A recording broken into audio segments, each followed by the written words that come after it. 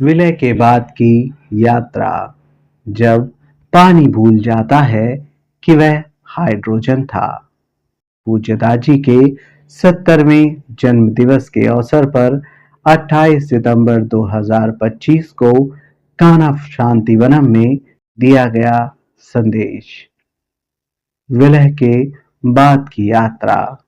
जब पानी भूल जाता है कि वह हाइड्रोजन था। प्रियजनों, अधिकांश लोग मानते हैं कि मुक्ति या निर्वाण आध्यात्मिक विकास की पराकाष्ठा है। यह लोभ, घृणा, अहंकार और अज्ञान की आग को बुझा देना है। यह दुख और मृत्यु के चक्र का अंत है। यह मुक्ति की परम अवस्था है। फिर कबीर साहब के कथन के आधार पर हम विलय की संभावना के बारे में थोड़ा बहुत समझने लगते हैं कि यह तब उत्पन्न होता है जब हमारा अहंकार पीछे हटना सीख लेता है। कबीर साहब इस प्रक्रिया को अत्यंत सरल बताते हैं। वे कहते हैं कि विलय की यह अवस्था उसी प्रकार है जैसे वर्षा की बूंदें सागर में गिरती हैं। कोई भी बूंद यह बताने के लिए पीछे नहीं रह जाती कि सागर बन जाने का अनुभव कैसा होता है।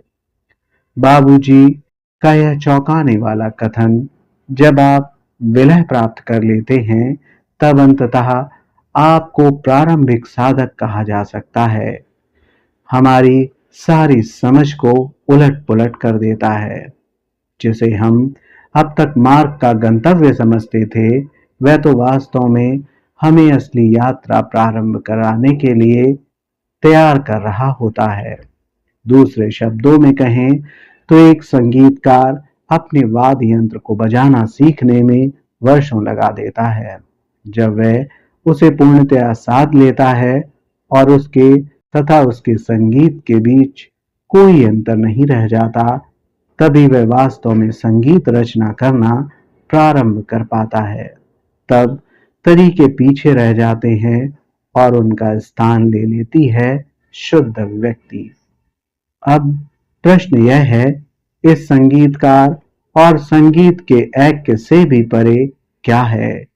वह खामोशी जिसमें से समस्त संगीत उत्पन्न होता है और जिसमें विलीन हो जाता है। यह कोई निरर्थक खामोशी नहीं है, बल्कि हर संभव धुन से परिपूर्ण है। एक कुशल संगीतकार जानता है कि सबसे प्रभावशाली संगीत सुरों के बीच के अंतराल में ही बसता है। आइए इस विलय और उसके बाद क्या होता है उसके बारे में जानें। सबसे पहले हमें यह जानना होगा कि वास्तव में इसे कौन चाहता है, और यह जानने के लिए कौन बचा है कि खोज पूरी हो चुकी है। जब कोई बूंद यह दावा करती है कि मैं सागर बन गई हूं, तो यह दावा दर्शाता है कि विलय अभी हुआ ही नहीं है।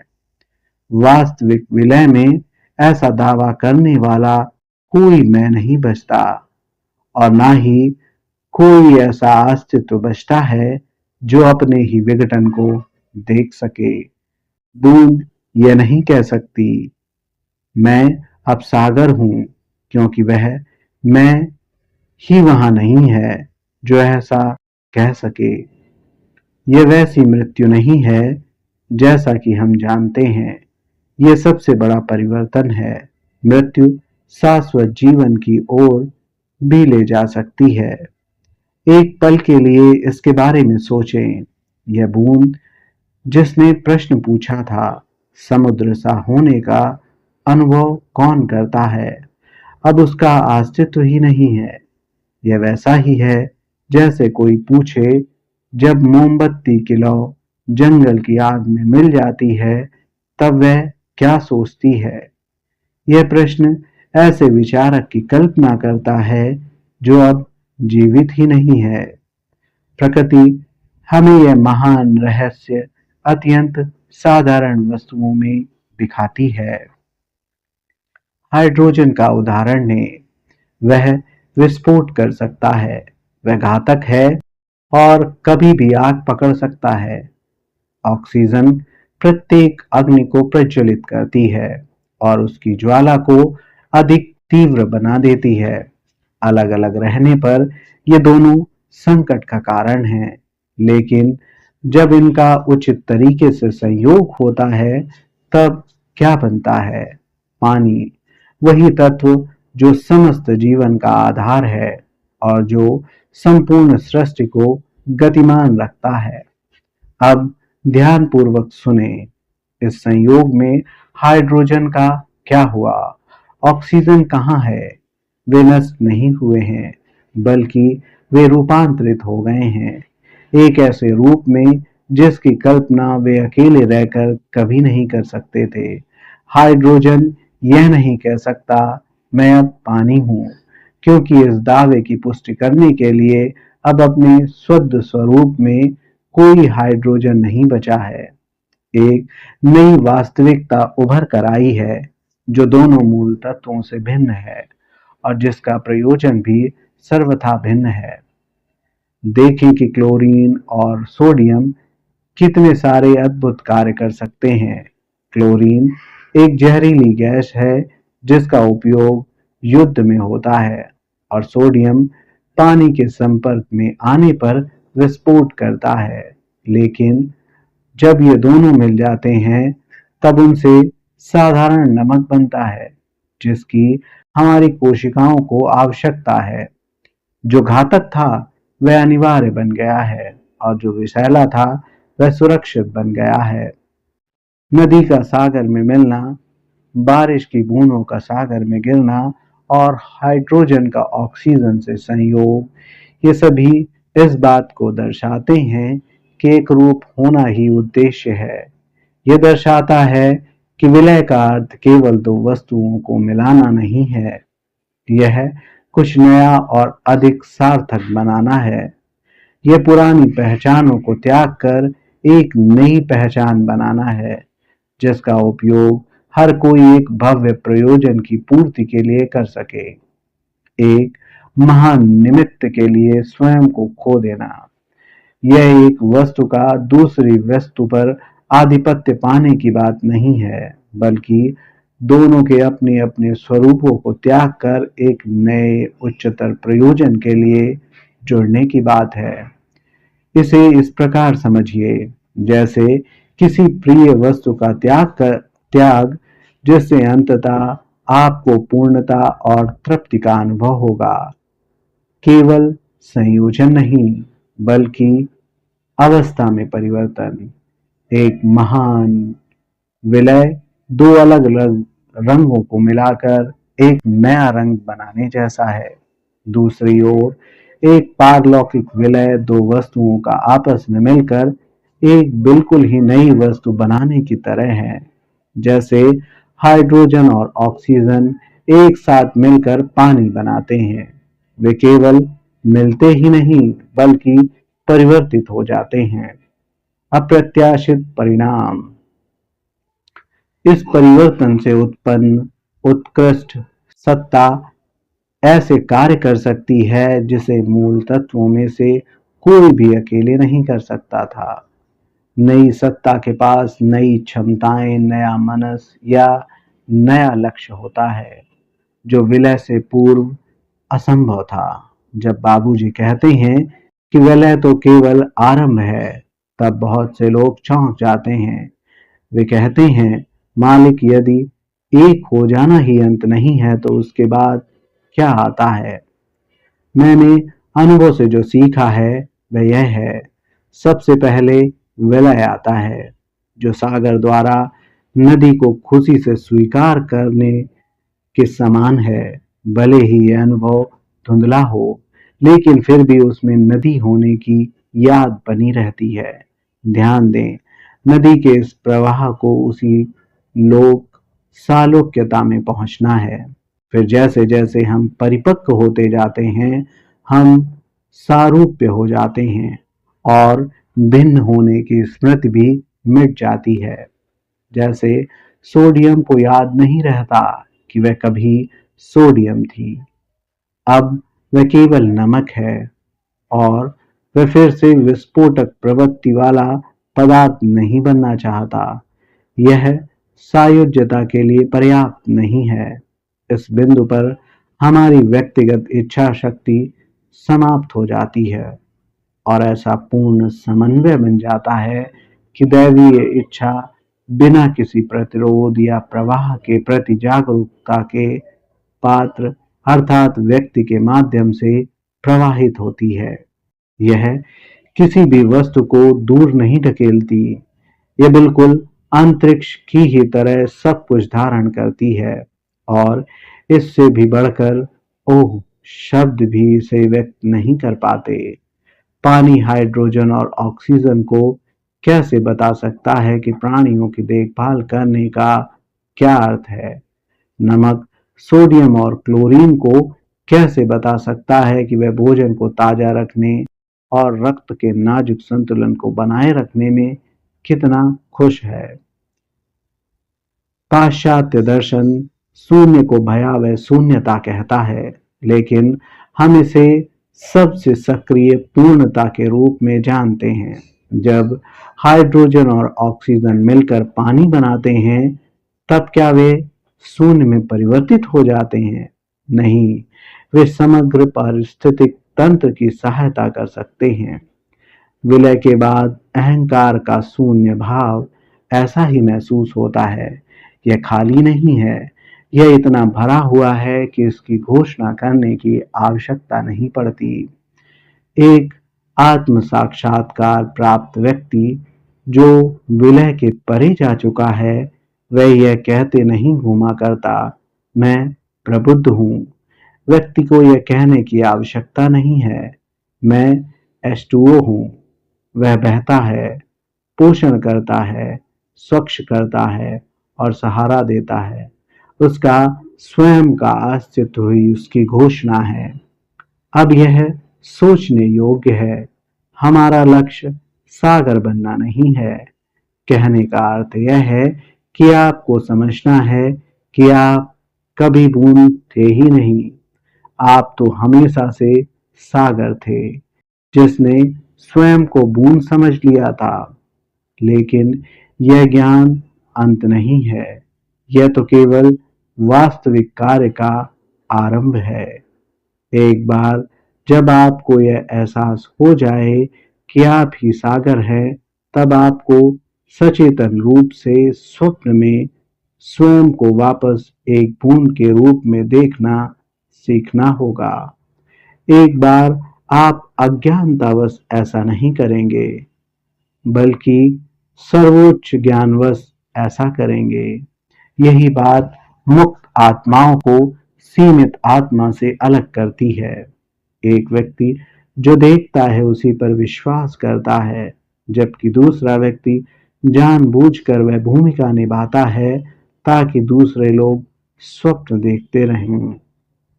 बाबूजी कहते हैं, जब मैं बात करता हूं तो हमेशा सोचता हूं कि यह कौन है, लाला जी, मैं या कोई और। इन सब से एक बात निश्चित है, हमारा मैंपन समाप्त हो जाता है। आप सोच रहे होंगे, ये तो महान विचार हैं, लेकिन मुझे तो अब भी हर सुबह ट्रैफिक जाम और दूसरी समस्याओं से जूझना पड़ता है। यही तो बात है। देह धारण की सीमितताओं से पूर्ण बोध के साथ उस असीम परमात्मा में स्वयं को दृढ़ता से स्थित रखते हुए सागर को यह सीखना होगा कि प्रत्येक बूंद के रूप में स्वयं की अनुभूति कैसे करनी है। आप पूछ सकते हैं, लेकिन दाजी, हम इसे वास्तविक जीवन में कैसे करें? पानी के समान बने। पानी यह नहीं चुनता कि किसकी सहायता करनी है। वह यह नहीं कहता, मैं केवल सुनहरे रास्तों से ही गुजरूंगा। पानी जैसा है वैसा ही रहता है, बस हर पात्र के अनुसार अपना रूप बदल लेता है। जब गर्म किया जाता है, तब बिना किसी परेशानी के भाप बनकर ऊपर उठता है। ठंडा होने पर वह आसानी से जम जाता है, लेकिन इतने सारे परिवर्तनों के बाद भी वह कभी नहीं भूलता कि उसका वास्तविक स्वरूप क्या है। वह है जीवन को निरंतर बनाए रखने का साधन। हमेशा याद रखें कि सोडियम ने आपको क्या सिखाया है। यही कि जीवन के लिए आवश्यक पानी भी गलत तत्व के संपर्क में आने पर हानिकारक हो सकता है। आध्यात्मिक यात्रा के लिए पानी जैसी ढलनशीलता की आवश्यकता होती है, और साथ ही सही व्यक्ति को चुनने का विवेक भी आवश्यक है, जो परिवर्तन लाने में उसकी सहायता कर सके। यही सिद्धांत विवाह के मामले में भी लागू होता है। कल्पना करें, यदि सोडियम क्लोरीन के साथ मिलने की बजाय पानी के संपर्क में आ जाए तो धमाका ही होगा। विलय के बाद क्या होता है? वे सभी कार्य जो पानी अपने वास्तविक स्वरूप में नहीं कर सकता, उन्हें वह कर पाता है और भिन्न स्वरूप धारण कर सकता है। जैसे बर्फ की मूर्तियां जो इतनी सुंदर होती हैं, उन्हें देखकर आपकी सांसें थम जाएं। भाप से चलने वाला विशाल इंजन, सूखी जमीन पर बारिश लाने वाले बादल, विशाल घाटियां बनाने वाली नदियां और ओस की बूंदें जो संपूर्ण सूरज का प्रतिबिंब दिखा देती हैं। विलय के बाद वाले अंतराल में अनेक संभावनाएं जन्म ले सकती हैं। विलय से पहले ये हाइड्रोजन और ऑक्सीजन ही था, लेकिन विलय के बाद वे उस समस्त पानी को बना सकते हैं जो कभी था या होगा। यह एक प्रकार से ऐसी स्वर समिति है जो आरंभ होने वाली और उसमें हर संभाव धुन समाई हुई है।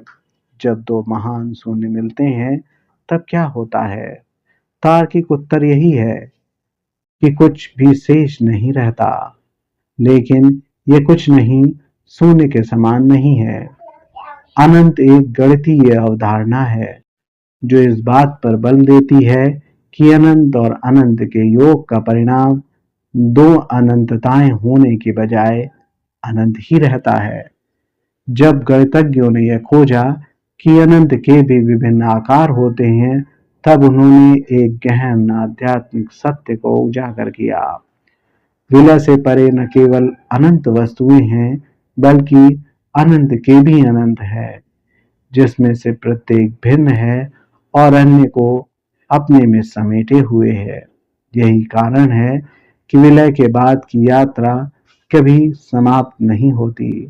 मैं आपसे यही कहना चाहता हूँ, बूंद सागर नहीं बनती। बूंद को ज्ञात हो जाता है कि वह सदा से सागर ही रही है, लेकिन यह खोज तो अनंत के विश्वविद्यालय में विद्यालय के पहले दिन के समान है। इसके परे क्या है? जो व्यक्ति परे के भी परे जा चुका है, वही आपको बता सकता है। जब वह लौट आता है, तब उसे ज्ञात हो चुका होता है कि मौन शब्द से अधिक बोलता है। उपस्थिति उपदेश से अधिक सिखाती है, और किसी भी शक्ति का न होना ही सबसे बड़ी शक्ति है। केवल प्रेम, जो हाइड्रोजन और ऑक्सीजन की सनातन लीला है, जिसमें वे एक दूसरे में विलीन होकर पुनः एक जीवन के रूप में अपने अस्तित्व में वापस आ जाते हैं। विश्लेषण करने का यही तो जादू है। यही वह मार्ग है जो मार्ग से परे ले जाता है। इसलिए जब आप पूछते हैं विलय के बाद आगे क्या होता है, तो मैं केवल मुस्कुरा देता हूँ। आपको कुछ कहने की आवश्यकता नहीं, आपको उत्तर बन जाना है। जब आप ऐसा कर लेंगे, तब आपको समझ आएगा कि गुरुजन क्यों कुछ नहीं कहते। वे बस आपको एक गिलास पानी देते हैं और प्रतीक्षा करते हैं कि आप स्वयं इसकी महानता को समझें। जब आप पानी के उस गिलास को पकड़ते हैं तो सोचें कि कैसे हाइड्रोजन और ऑक्सीजन किसी अन्य वस्तु में परिवर्तित हो रहे हैं। आप सागर हैं और आप इसकी शुद्धता देखकर चकित हैं।